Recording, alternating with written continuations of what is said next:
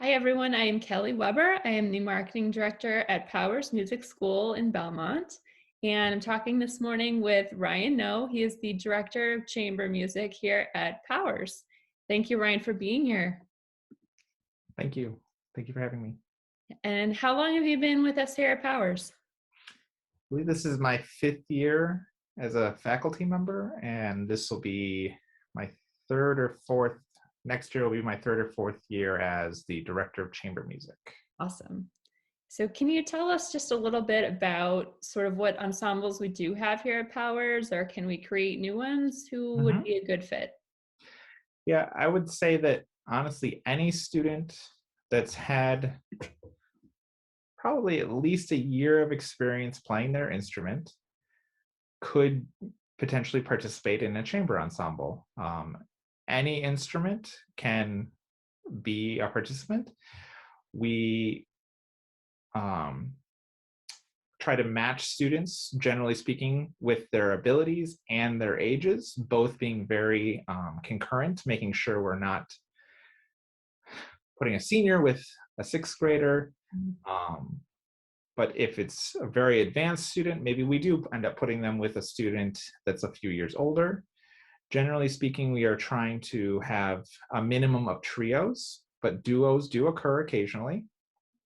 And while the standard ensembles, string quartets, piano trios, brass quintets do occur, often we also have chamber ensembles that are just kind of either the students are friends and know each other and want to play together, or I just find that they maybe will work really, really well together. Um, in previous years, we had a 2 clarinet cello ensemble. We had a violin, cello, piano, which is the standard piano trio ensemble. Often we have a lot of flute students that are interested in the chamber music, and so we can pair them with each other or with other instruments. Faculty members are often very creative in finding repertoire for whatever ensemble we have, or if there's no standard music available for that ensemble, often faculty members are willing to do a little arranging of music to set it for the ensemble that we have. Cool. Yeah. Yeah. I kind of have a follow-up question to that. How do you know if you're taking lessons somewhere or maybe even not, how do you know if you're ready to join an ensemble? I think, well, oftentimes certain instruments start right in an ensemble, but it's often a large ensemble, band or orchestra. And you get to play with people, and I think that's a great experience. This music is not necessary, it's not really meant to just be you alone in a room by yourself, so it's meant to be shared with others and performing with others. So I think for a chamber ensemble, we need to have a strong sense of independence in our parts. It's the intermediary between being a large ensemble player and being a soloist.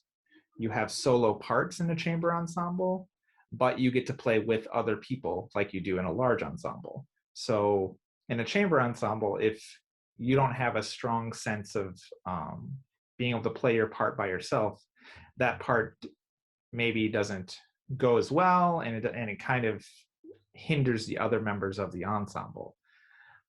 But our coaches really try to make sure to provide correct repertoire for all age groups. So to not give students that they feel are incapable of doing the music we're asking. We're never wanting to give something that we feel a student would quote unquote fail at.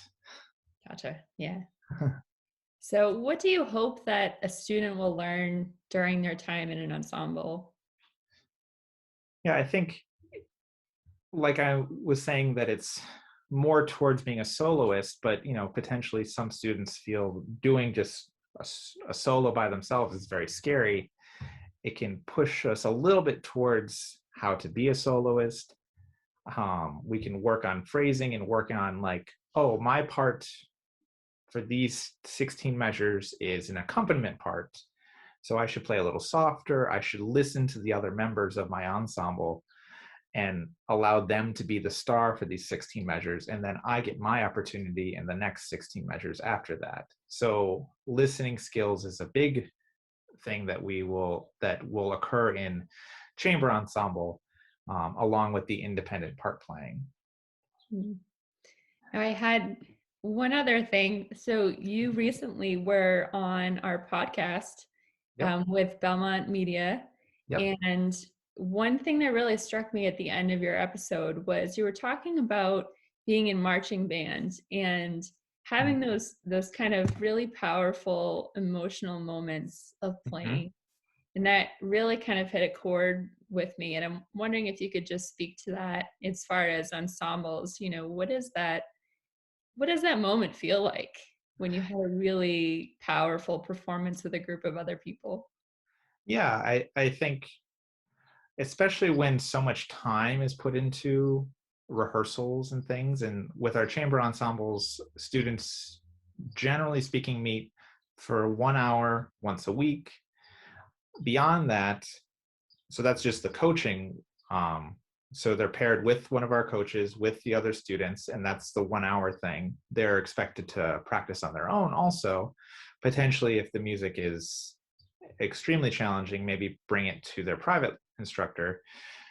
So like having all of that rehearsal time, prep time, and then finally getting the opportunity to present the music on stage.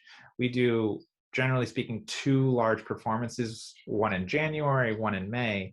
And I think that's the time to have we experience those emotional performances. You've spent 15, 16 weeks doing this preparation for this big moment. And, you know, there are moments where sometimes we walk on stage and it doesn't go well, but hopefully with all the preparation, you get to really experience an awesome time playing with your friends and getting to share what you did for the past semester with the audience. Mhm. And obviously, this has been such a challenging year for all kinds of ensembles. What do you hope for this upcoming year as far as the ensemble program? Yeah, I really hope to have a lot. There has been some interest in the past year from students, but it always seemed um, we've had some complications with trying to get people together. Obviously, safety is a huge concern right now, and as it always should be. Um, but I hope that we will have a very wide array of ensembles. Oftentimes, brass players aren't ones that participate in the chamber music program, and I think that's because they get to do band and stuff at their school. But I would really like to see a very large brass ensemble or something like that as a part of the chamber music ensembles at Powers, along with other string quartets and string trios. Like I said at the beginning, the age range is very vast for the chamber music program. We do have adult chamber ensembles also. Some of the board members are members of a chamber ensemble, and so we do, generally speaking, a separate recital for the adults also. And that's another great thing that Powers provides to the community, is it's not just for the kids. Yeah, awesome. So if anybody is listening out there, you can check out more about Ryan on his podcast. If you go to soundcloud.com and search for Belmont Media Podcast Network, that is where you will find the Power of Music podcast. And Ryan's right there. He had a very cool episode. And if you're interested in joining an ensemble of Powers, there are a few ways you can do that. You can either send us a form from our website, an inquiry form, or you can jump right to the ensemble and orchestra page. We have auditions in May and June, or you can submit a YouTube video audition. So yeah, Ryan, is there anything else you'd like to mention about ensembles?